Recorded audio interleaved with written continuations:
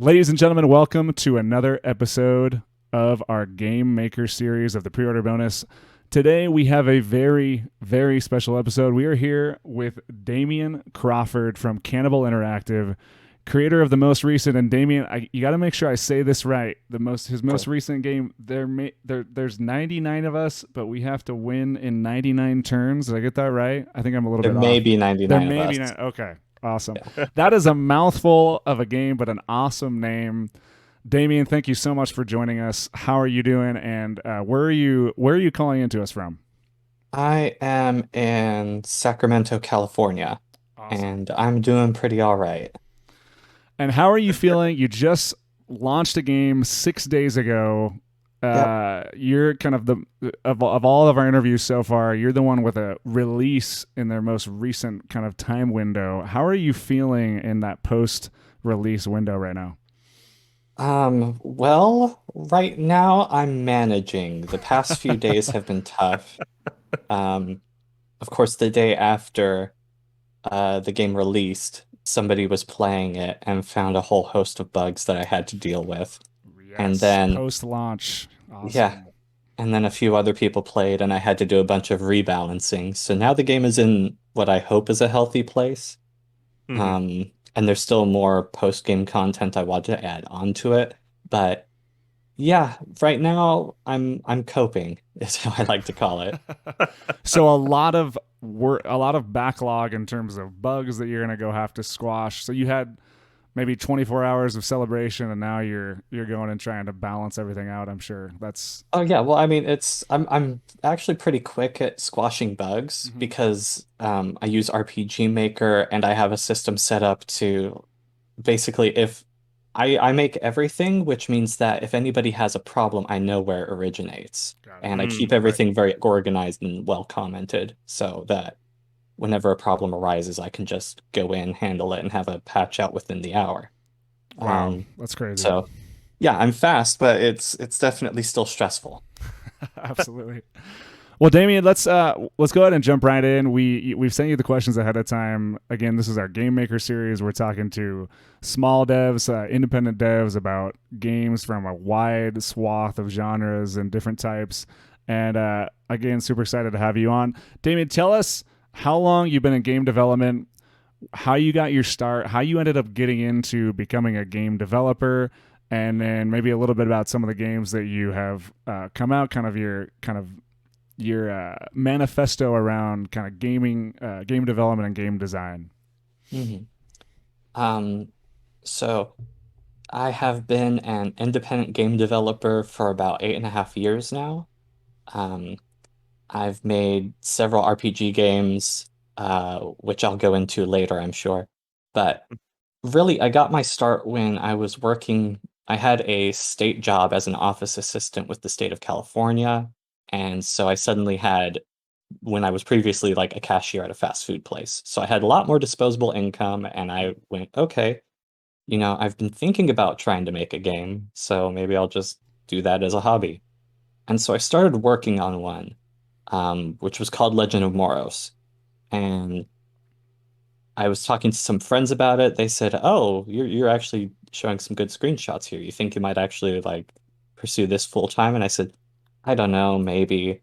And then some stuff went down with the job where we were deemed non-essential, so to take whatever time we wanted off, and the work was 40 hours a week of putting in six-digit codes to double check other people's paperwork. So at the age of 23, I was not very happy with where I was. Yeah. Um, so I ended up leaving that behind and working on video games, which was tough. I eventually finished that first game after 2.5 years. Um, a lot of couch surfing was involved, and it didn't sell very well. So, that went very, very badly. It was that sort of, you hear about all the indie games developers where they're like, oh, yeah, we took out a second mortgage and did all of this stuff and it turned out okay. And I'm like, didn't turn out okay for me, but I'm hmm glad it did for you. Um, but yeah, just that was really tough. And then I just kind of leaned into it further, like, okay, well, people don't play this, then I'll just start making really weird things. Mm. Um, and then people kind of latched onto that. So I've just been making really weird RPGs ever since. Mm. That's awesome. That's awesome. And how many games, just so I'm clear, how many games do you have out on Steam right now as of this On interview? Steam, this is my fourth game. And then Wow. on itch.io, I have, which Legend of Moros was actually my first game that got onto Steam. That was back in the days of Steam Greenlight, where you had to get votes. Oh Oh, wow. Um, wow. Okay. so I'm an old hand. Um, Whereas on itch.io, I've got what was it, like 13 different games that you pay for, Wow. plus a bunch of different demos and Hmm. prototypes and stuff. So yeah. That's impressive. That's very impressive. I never cease to be impressed at like how much work goes into a single game. So anybody who's doing even like more than one, even people who are doing one game, I'm like, how are you even doing that? I can't even wrap my head around like producing a podcast. I was just mentioning to you, Mhm. doing that many games. That's very impressive, man. That's Hmm. awesome. That's a awesome, amazing pedigree. Congratulations. That's great. Yeah, Yeah. thank you.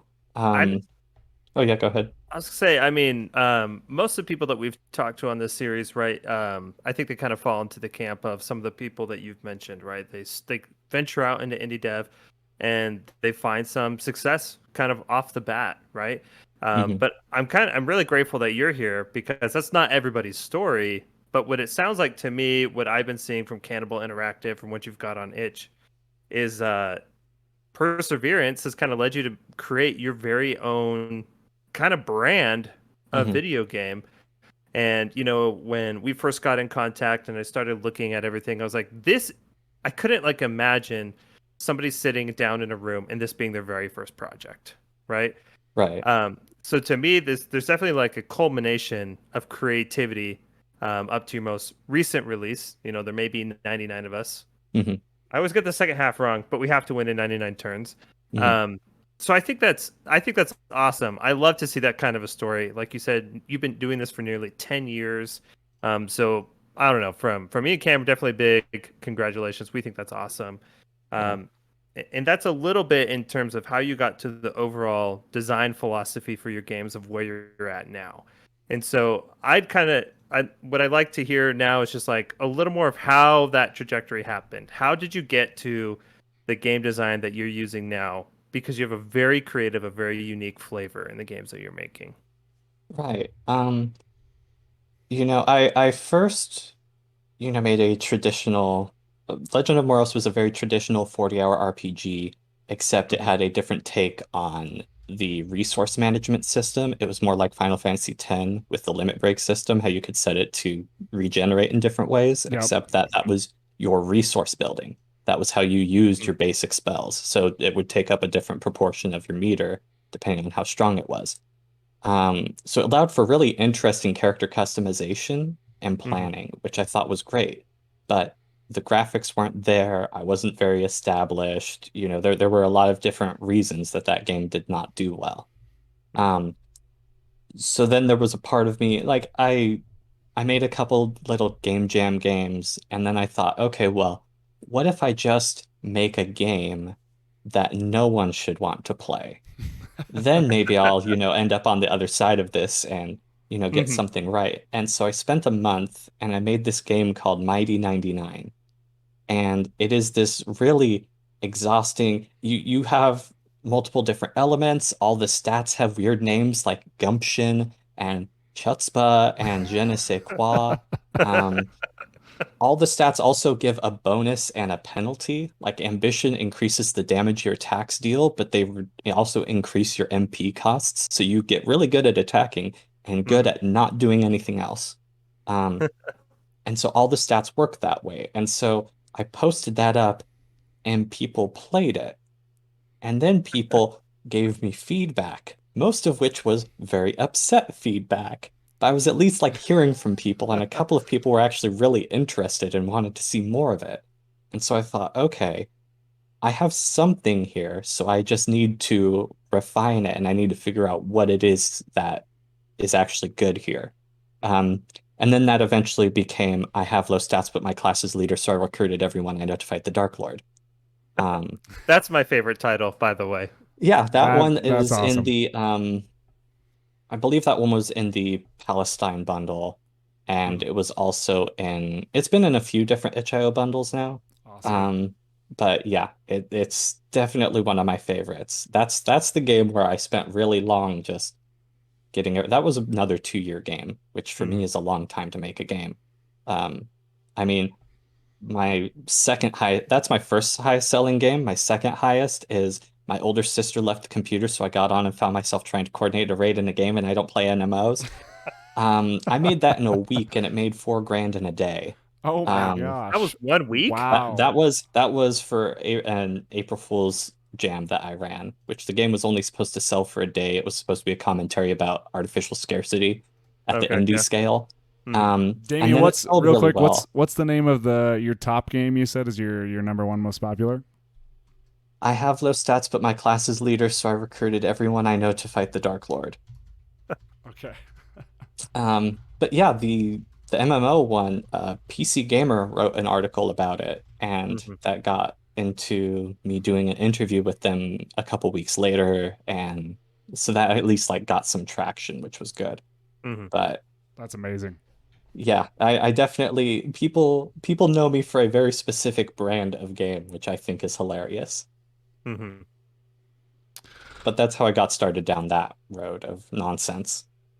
And you are making all these in did you mention RPG Maker? Is that right? Yep, Okay. RPG Maker. Yeah, It we is not built to handle that many sprites at once, so I've had to learn how to do a lot of coding and optimization and got it. patching memory leaks and stuff. Yeah, it's interesting how like a lot. I mean, you're using RPG Maker. We've talked to a ton of people using Game Maker Engine. Like Hmm. it's pretty incredible the tool sets that are out there. I mean, obviously it's not doing everything for you. There's obviously there's a lot of work that has to go into it. But it's always cool to hear kind of engine's a big part of the game. Hmm. So that's always an interesting conversation. Hmm. Along those lines, Damien, talk about kind of the art in your games. We're big fans of games in terms of like art, story, kind of how they look, and kind of the Hmm. unique perspectives they provide on like. I mean, I know these are your games are these ultra stat heavy RPGs. Like, talk about kind of how you approach that. Do you have like an art direction or kind of artistic vision that you try and approach? Do you do your own sprites? Maybe talk a little bit more about that. Sure. Um, Art isn't the biggest focus of my games. I do feel that you absolutely need to maintain a consistent aesthetic Yeah. when you are making a game. You can't have things, look entirely out of place unless that's supposed to be the point of the game. Hmm. I mean, like, the final one of the bosses of Undertale, spoilers on that, but definitely a situation where it's understandable to have something totally not meshing with the aesthetic of the core game. Hmm. Um, but in terms of my own personal art, it's absolutely not my focus. It's not an aspect of it I enjoy doing, but I do have to do it. And especially when I'm Hmm. dealing with so many characters, I need to make them stand out from each other. Right. Also, with consideration to how many characters, you need to ensure that you're not doing any unconscious biases, a variety of genders, variety of skin color, Hmm. um, you know, and especially with a game where you're dealing with this much, the user interface is incredibly important. People have to be able to read a lot of Yep. what you're doing, especially when it's an RPG that's so heavy in stats and numbers. There can't be any confusion as to what's going on. Hmm. Um, so when it comes to art direction, clarity is absolutely the focus. Um, a tree should never be confused for a door, but that's really all I care about is it clear? It's not so Right. much if Right. it's pretty, but can they tell what's going on? Hmm. Yeah, I think like you said, that totally makes sense with the types of games that you're making, right? There's a lot going on. And that's something that I've noticed too, right, with your most recent game Hmm. is can see what's going on, right? I mean, there's so much going on. I mean, 99, has got to be one of your favorite numbers, right? And that's a lot, and so to be able to process all of those things that are happening, Hmm. yeah, it comes through for sure. But I absolutely see what you mean. Yeah, um, this is something you and I talked a little bit about this, and we've alluded to this already. Obviously, your games have a very unique flavor. You're going for something very different, and a lot of the games, my dog. I feel like a lot of what you're doing is very meta in the sense that speaking to video games as a whole, video games, how they're often played, how people think about them, what sort of tropes are in there, how you're breaking those tropes. And so, what do you think are aspects of video games that are just way too overused? What do you think you're doing in your games that's sort of countering, because they are, right, in a lot of ways, that's sort of countering these very basic assumptions about video games? Video game logic, is a phrase that we use a lot, right? So, what are you doing purposefully, I guess, to combat things that you feel are overused, and what are those things that you think are overused? Okay. In RPGs, there's a lot of, I'll just start off with tropes. Like bikini armor, for instance, classic RPG trope that I hate. Where it's not a fact. It's magic. Nobody cares. Like you're clearly doing it because you want to show off that they're, you know, Someone bust put a waist hip lot of time ratio. into animating those boobs. Okay, I Right, just got yeah, to and make it's sure. like I remember it with Dragon Warrior 3, and it's like, no, that's you don't actually need to do that. Like Right. it's just that's not effective. And so I've had comments from people before about my games where it's like, well, I can't tell, is this a male or female character? I'm like, it's absolutely female character. They're wearing a full suit of armor. That's the only thing that's throwing you off. Right. Like, Right.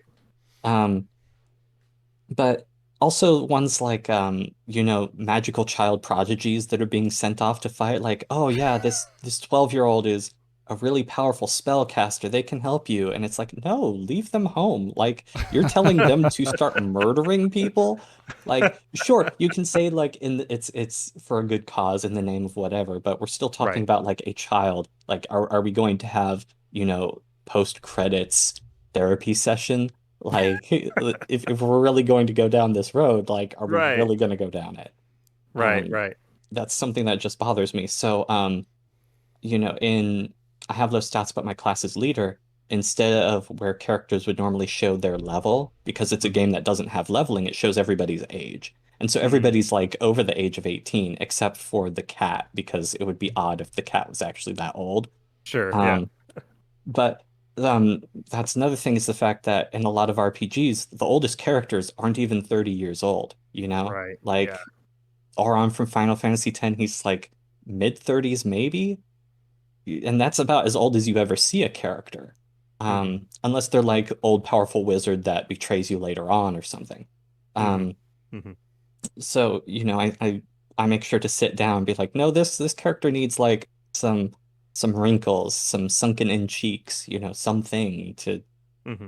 you know, show off that yes, old people are absolutely capable of fighting because they're experienced, they've seen enough and they know what to do. Hmm. Um, but also, it's also interesting to have just like that group of old characters that kind of hang out with each other because, not so many old adventurers these days. So it's nice to have that sort of dynamic. Hmm. Um, but also, so many people try and do what everybody else is doing. There's so many people want to make like the next Diablo. Okay, well, Sure. what are you going to actually offer that's better than Diablo or better than Path of Exile at this point? Hmm. It's very hard to get into that sort of market, but people will still try anyway. Or, the next Meat Boy.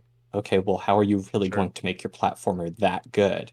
Like Celeste did it because they had their own sort of hook and their own sort of take on controls and making it a sort of puzzle game.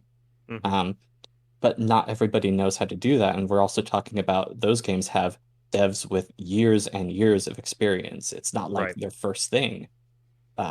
People seem to not see all the failures that lead up to a development team's first real success. Right. Um, and if you're trying to do what everybody else is doing, you're already 2 years behind. Like there's absolutely people already on that train. Um, so I prefer to just make whatever it is I'm going to make. And Hmm. if people want to follow me, cool. And if the market wants to follow me, cool. But I'll just carve out my own space. And then when people are ready to handle my level of nonsense, they'll come around. I think that's so fascinating, Damien. I did like the creative process. I am not a creative person. Like I'm a data analyst type by trade, so I like work in numbers, but I am just absolutely in awe of creative people like yourself. And the creative process, like you've just talked about, it's not, I mean, so many people try and turn, if they look at something that was very successful, for example, like, the battle royale, like PUBG, right? Like people look at that Mhm. and say, oh, like he was so brilliant. Like he came up with something, he knew that millions of people, it's like, well, in a lot of cases, like the stuff that really blows up is just somebody just like messing around with their own ideas of like, oh, that'd be cool. Like I'll just throw something out there because I'm excited about like this thing or this thing, and I'll mash it with that.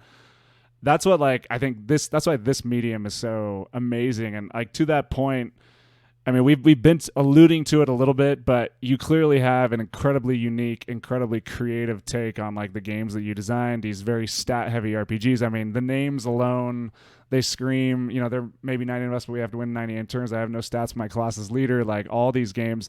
Tell us more about your inspiration, specifically like the games that you're inspired by, the art that maybe you're inspired by, kind of like how you came into, and like as best as you can describe how you came into putting these unique games and these long names. Where did the long names, like the inspiration behind those, come from? I'd love to just hear more, get in your head a little bit on that. Right. Well, I can absolutely go into the long names. People often compare them to isekai, Okay. the genre of light novels that are very popular right now, Mhm. which I get why they say that, but it's really just light novels in general. You see, the light novel scene in Japan is it's basically like a indie writing novel scene I've actually never heard of that. over What's that there. called? Isekai, you said? Isekai. That's it's the sorts of stories where, a character dies or gets teleported or whatever to an alternate world where, Mhm. it's fantasy or whatever else, or Got it. inside a game often. Right. Like Dot Hack, that's a big one. That's Mhm. a Okay. classic Okay. one that's technically isekai. But really it's the light novel scene in general. Um, that's a scene where it's a lot of indie publishers and writers who it's a very saturated scene and everybody's trying to get in on it. And so the only way they can think to stand out is, well, when my book is on the shelf, the only thing they can see is the spine. What's going to stand out on the Uh, spine? Ridiculous titles. okay. So you have the Right. title be the pitch, and then people go, okay, I know exactly what that one is. I can pull it out and actually look through the book now because Right. I already know what would be on the front or back half of it, right? Mhm. Right. Um, and so I feel like that's something that indie games and developers could stand to learn from, is because it's so hard to actually get traction on social media. You have to hope that people look at your pictures and GIFs and whatnot and actually boost them. Mhm. Whereas if I just make the title explain what the game is, I tell them what it is and what it's about out the gate. Mhm. Yeah, I love So that. there's no sort of confusion or lack of awareness about what it is that I'm doing. Yeah, Mhm. that's right. Yeah, It and certainly that's has amazing SEO as well. Yes, yes. I've gotten some weird ones. I've gotten some very odd hits from where I'm like, oh, okay, you were searching for this. Okay, I regret clicking on this, but at least now I know this has a similar couple of words in it. Cool. that's funny. I was going to say something about the SEO too, but I want to circle back to something that you mentioned, and I think this is something that like people like Cameron and me, right? We know about game dev like through these conversations that we've had, and we started the series because we are just so curious, right? So much of this is shrouded in mystery, like how game dev functions. Um, and anyway, you mentioned something about if you're trying to do what everybody else is doing, you're already 2 years late. And for me, that's so fascinating, right? In the sense that when something comes out, I think a lot of what gamers don't realize, people who are unfamiliar with game dev, is that typically the studio, the game dev, they've been working on that for years. They've been working on that for a really long time. So when it hits the market, it's so far removed from when they originally had that idea for that game. And then, so you've mentioned some of your games have taken 2 years to make, and then some of them have taken a week to make. And I think it's interesting because, and this is where the question is finally coming in, right? I get this sense that because you're working on your own timetable, that sort of timeline isn't a problem for you. So is that true? Am I getting at that right? Or what would you have to say to elaborate a little bit more on what is the timeline that that gamers need to have in mind when they're looking at games, or even for developers when they're making a game? What is a realistic timeline that people need to have in mind when these projects are being created? Right. I will try to answer this as cleanly and quickly as I can because this is one of those very involved, like I could sit here for a while and talk. Because Complete it's opposite of how there's I ask questions, by the way. My yeah. questions are paragraphs. Yeah. Um, I am a solo developer, so I'm in control of every aspect of development, which Hmm. means that if I want to make a change, I can make the change.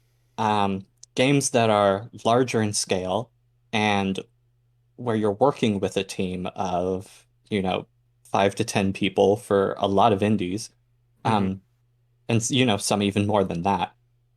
You have to communicate clearly and cleanly with everybody, and there's a lot of spinning plates where you need to make sure at least somebody is addressing all of them. Right. Um, so a lot of games take multiple years. Um, I have low stats in my class as leader. That took me 2 years because I was, designing all the 99 characters from scratch. I needed to make sure I knew what all of their motivations were. Hmm. All of them have different stats. All of them have different skills. There's combo skills, there's support skills, there's different relationships. I have to handle all the cutscenes between them. Then there's all the other characters that are enemies that come in, which there's more than 99 of those. Have to make sure, certain characters have nemesis that are addressed, and certain characters have, absolutely no relation to the party, but they serve the Dark Lord or whatever else. Hmm. Um, and so there's a lot of thought that goes into that. Whereas now I've started pivoting towards making games faster simply because I want to be able to take more shots. I need to be Hmm. able to see, okay, does this game click with people at all? No, okay, on to the next thing. Does this game click with people? Um, and so I've been pivoting more towards just sheer speed because I also have a backlog of projects that I have already created content for, already created spell animations, etc. So I can just reuse those and or modify them to an extent that fits the game's aesthetic better. Um, so personally, I focus more on speed as a developer, but if we're talking about games as a whole, many of them take years to make. Um, you need at least like 2 months for beta testing, let alone like actually making the game to a point where you want to beta test it. Hmm. And then there's actually like getting beta testers and observing proper practices. Um, it's I do want to mention, there's game jams where people try and make games in under 48 hours and are very successful with that. Hmm. Um, Lots of games are produced from things like Ludum Dare and stuff, but you should see how many things get started and never finished.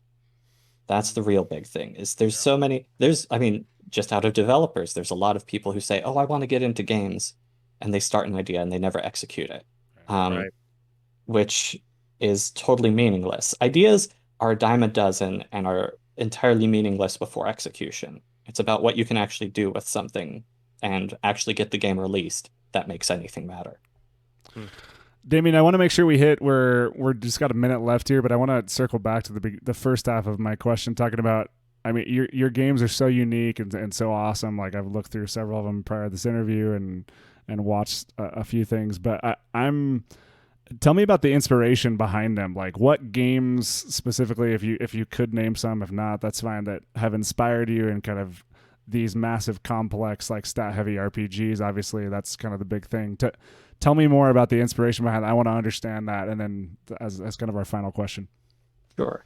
Um, there are people I've heard from people who have asked like, "Oh, is this like inspired by Fire Emblem or Suikoden?" I'm like, I don't play I games like was that. thinking of It's Suikoden, to be honest, and so I was people wondering. often say Okay, Suikoden. okay. I have never played a Suikoden game. And I actually haven't Um, either, so that was like I was like afraid to say, oh, Suikoden, maybe. I don't. yeah.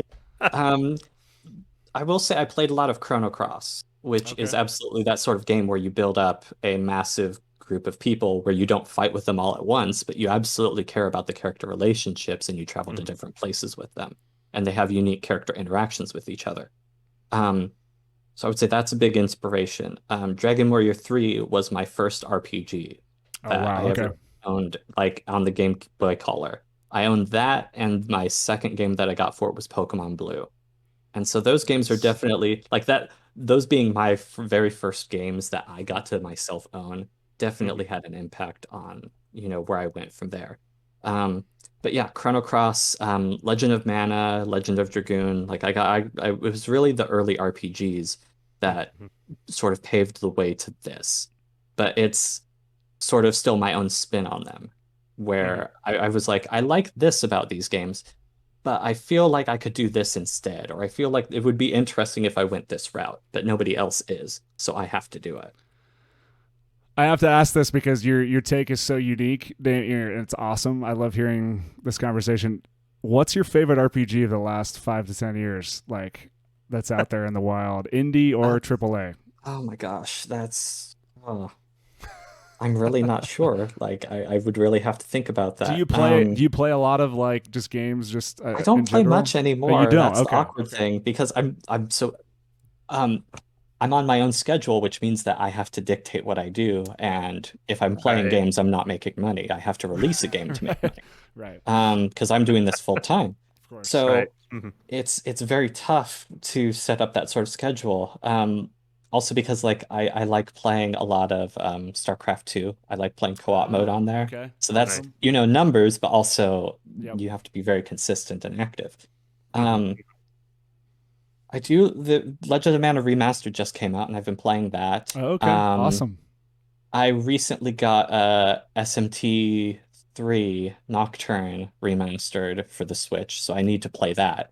Interesting. Um, because that's, very tough RPG, and I'm like, yes, great, fantastic, I want this. Um, Dicey Dungeons is a great indie Ah, RPG. okay. Yep. That Yes. one's Dicey Awesome. Dungeon. fantastic, weird. Um, I got that back when it was in very early beta and was Hmm. really glad to be able to play that. And I still need to finish like the full version. Um, those are the ones that are coming to mind right now, though I'm sure I'm totally spacing out on a bunch of others. That's Dicey awesome. No, Dungeon. I was Yeah. fascinated here. Sorry, Jay. Go ahead. No, I was just gonna say Dicey Dungeons is one that I really enjoyed, and I have not finished either. Hmm. Yeah.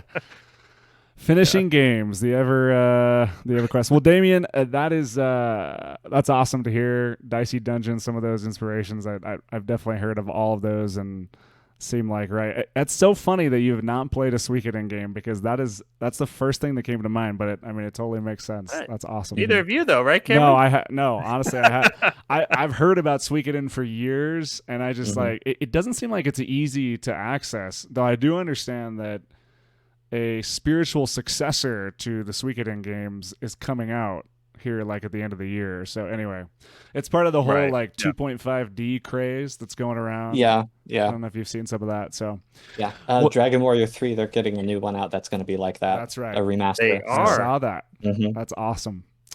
Well, Damien, thank you so much for coming on the show.